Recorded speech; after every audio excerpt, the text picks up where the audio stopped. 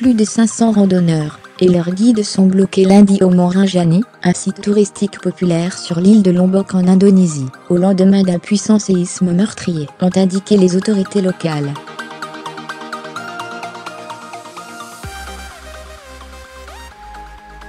Des hélicoptères et des équipes de secours à pied ont été déployés pour évacuer les randonneurs bloqués au Mont Rinjani, un volcan prisé par les touristes étrangers pour ce site de randonnée.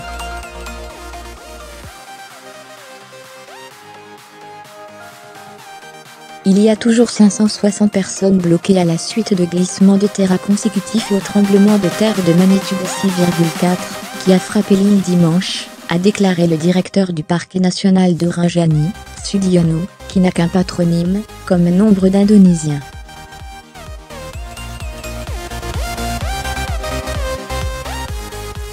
« 500 sont dans la zone du lac Segara-Anakan et 60 abattus se paient, a-t-il ajouté.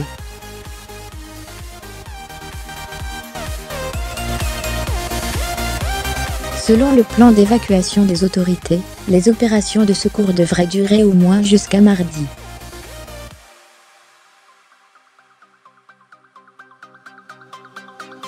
Le séisme a provoqué des chutes de tonnes de pierres et de boue et au moins 16 personnes ont été tuées, et des centaines de maisons détruites par le séisme qui a provoqué des scènes de panique, des habitants ayant fui leur maison et des occupants d'hôtels s'étant précipités à l'extérieur.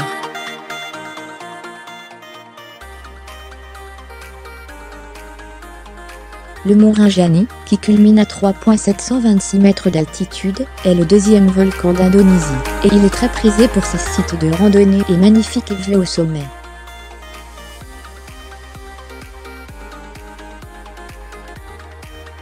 Le séisme a provoqué des chutes de tonnes de pierres et de boue, bloquant des randonneurs dans la montagne.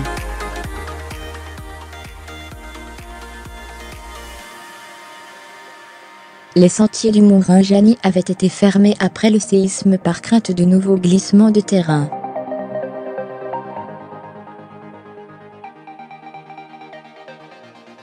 Le tremblement de terre a eu lieu à 50 km au nord de Mataram, la principale ville de Lombok.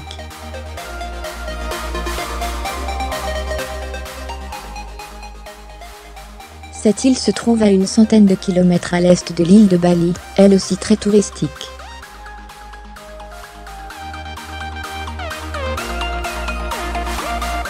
L'Indonésie, un archipel de 17,000 îles et îlots, se trouve sur la ceinture de feu du Pacifique, une zone de forte activité sismique.